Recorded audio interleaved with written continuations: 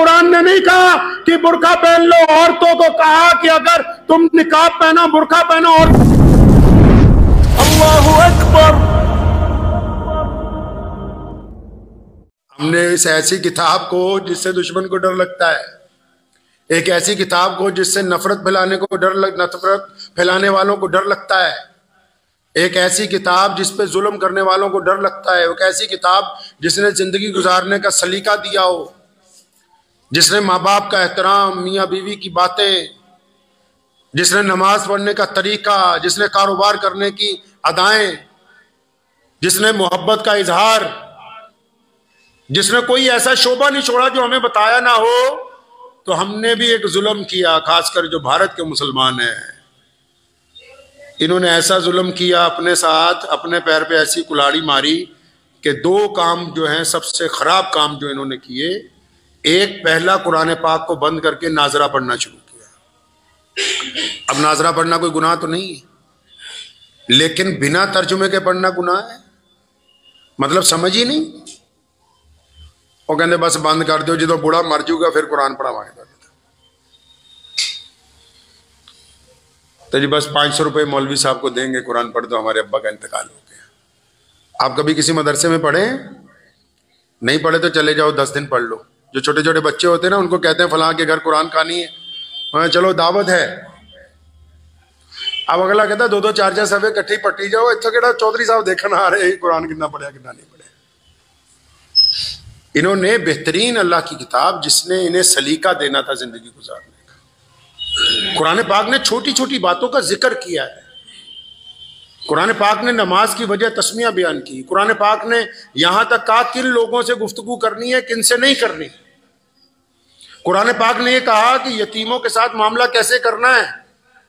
قرآن پاک نے یہ بتایا کہ ظالموں کے ساتھ کس طرح گفتگو کریں گے. قرآن پاک نے کہا کہ سڑک پر چلنا کیسے ہے، بیپار کیسے کرنا ہے، بھائیوں بہنوں کے ساتھ معاملات کیسے ہونے ہیں، مال کی تقسیم کس انداز سے کی جانی ہے، بیمار ہو جاؤ تو شفا کیسے ملے گی اس کتاب میں سے. سائنسدان بننا ہے تو کون سی آیتیں ہیں قرآن پاک کی جو دنیا کے رموز کھولتی ہیں. رسول اللہ کبھی سمندر کی طرف ایک قدم نہیں بڑھے، اور تحت الثری کا ذکر، تحت الثری کا، سمندر کے نیچے 7ویں تہہ کا ذکر قرآن پاک نے کیا ہے.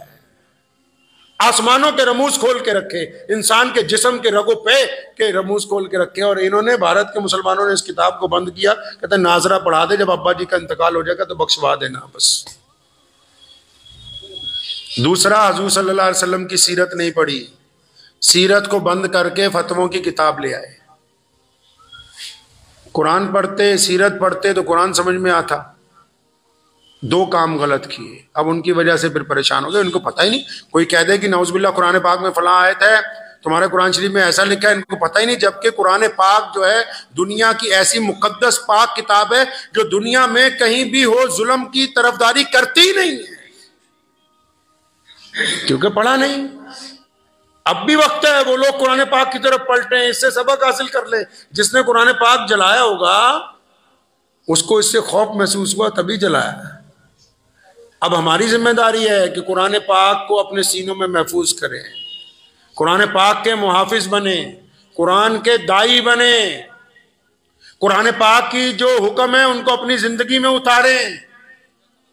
پتہ لگے چلتے ہوئے کہ یہ مسلمان ہے، اس کی نگاہیں اس لیے جھکی ہوئی. قرآن کہتا ہے اپنی نظریں نیچی رکھو. صرف عورتوں کو ہی نہیں کہا کہ برقع پہن لو، صرف عورتوں کو قرآن نے نہیں کہا کہ برقع پہن لو. عورتوں کو کہا کہ اگر تم نقاب پہنو برقع پہنو. عورتوں کو حکم دیا کہ تم اپنا چہرہ ڈھانپو، جسم ڈھانپو. تو ساتھ میں مردوں کو بھی کہا کہ تم اپنی نگاہوں کو نیچی کر لو، کسی کی بہو بہن بیٹی کی طرف گندی نگاہ نہ ڈالو.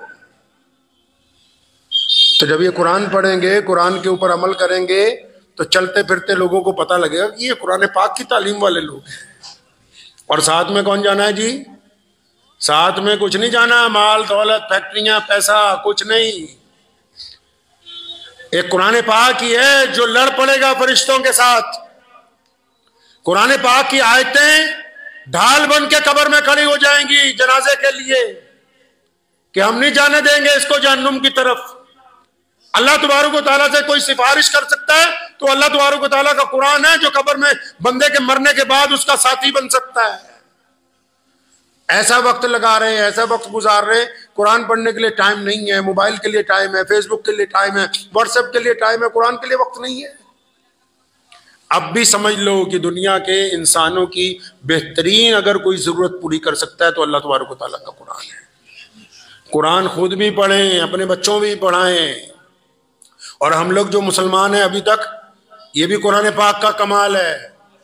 اللہ تعالیٰ کے اس قرآن نے, اس مقدس قرآن نے ہمارے ایمان کو سالم رکھا ہے, ہمیں ہمت عطا کی ہے, استقامت عطا کی ہے پوری دنیا کے اندر.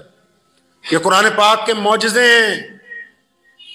تو اس لیے ضروری ہے مسلمانوں کی اس بات میں تو تعریف ہی ہے. اکثر مولوی نہیں کرتے, میں اس لیے پازیٹیو بات کہہ دیا کرتا ہوں تاکہ انہیں یاد رہے. یہ مسلمانوں کی تعریف ہے کہ مسلمانوں نے پوری دنیا میں, دیکھو جب انگریز نے قرآن چلانا شروع کیا, انگریز نے قرآن پاک کے نسخے ضبط کیے اپنے دور میں اس ملک میں, تو ہم نے لاکھوں حافظ تیار کیے. رشیا کے زار نے, جو وہاں کا بادشاہ تھا, قرآن پاک کے پڑھنے کے اوپر پابندی لگائی, قرآن رکھنے پر پابندی لگائی, تو وہاں کے مسلمانوں نے 70 سال تک تہ خانوں کے اندر مدرسے چلا کے لاکھوں حافظ قرآن تیار کر کے کھڑے کر دیے. یہ قرآن پاک کا معجزہ ہے کہ قرآن اپنے پڑھنے والے کو پست ہمت نہیں ہونے دیتا. اور پھر اللہ فرماتے ہیں ہم ایسی مصیبت سے ایسی جگہ سے نکال دیتے ہیں, پھر ایسی جگہ سے رزق دے دیتے ہیں, ایسی جگہ سے اس کو شفا مل جاتی ہے کہ سوچ بھی نہیں سکتا ہے. اپنا یقین زندہ رکھیں. مجھے ایک صاحب ملے ابھی کل پرسوں, تو بزرگوں کی بات چل پڑی. بزرگوں کے یہاں جانا تو اچھی بات ہے. مجھے کہنے لگے دلی میں 58 چوکھٹیں ہیں. تو میں نے کہا بھائی ہم تو ایک ہی چوکھٹ کے مرید ہیں, وہ اللہ اور اس کے رسول کی ہے. بس جو ہر در پر جھکے وہ سر سر نہیں ہوتا, جو ہر در پر جھک جائے وہ سر سر نہیں ہوتا. قرآن نے اس سر کی عزت کی ہے کہ اللہ نے اس کو جسم کا سردار بنایا ہے, تو اس کے معیار کو قائم رکھیں, اپنے ایمان کو قائم رکھیں, اس یقین کو قائم رکھیں کہ زندگی ہے, موت بھی آنی ہے, ساری زندگی تو دنیا کے اندر رہنا نہیں ہے. تو جب جانا ہے تو یہ جو امانت ہے زندگی کس کی ہے؟ اللہ کی ہے نا. جب واپس کرنی ہے تو امانت دینے والا پوچھے گا نہیں کہ کیسے گزاری. تو اگر اللہ اور اس کے رسول صلی اللہ علیہ وسلم کے حکم کے مطابق گزار دیں. یہ تو بار بار پوری دنیا کے جو بڑے بڑے دشمن ہیں اسلام مخالف, یہ ہمیں بیدار کرتے ہیں کہ اٹھ جاؤ, اپنا قرآن سنبھال لو, نماز سنبھال لو, اپنے دین کو دیکھ لو. یہ تو قرآن پاک کی عظمت کا اعلان کرتے ہیں بار بار, کیونکہ بھائی حسد تو اسی سے کیا جا سکتا ہے جو بہت زیادہ طاقتور ہو. تکلیف تو دنیا کو اسی سے ہوتی ہے جس میں کوئی بات ہوتی ہے, جن میں کوئی بات ہی نہیں ان سے کیا تکلیف ہے. تو یہ خوش قسمتی ہے ہماری کہ اللہ تبارک و تعالیٰ نے مجھے اور آپ سب کو کلمہ لا الہ الا اللہ محمد رسول اللہ صلی اللہ علیہ وسلم کی دولت عطا فرمائی. اس لیے اس بات کو آج سے اپنے ذہن میں رکھ لیں کہ ہم جب بازار میں چلیں, گھر میں ہوں, کاروبار میں ہوں, ہمارا مزاج جو ہے اللہ اور اس کے رسول کے حکم کے مطابق ہو. مجھے امید ہے کہ آپ کو یہ ویڈیو پسند آئی ہوگی. اگر پسند آئی ہو تو یہ آپ اپنے دوستوں کے ساتھ شیئر کریں اور اس چینل کو سبسکرائب ضرور کریں.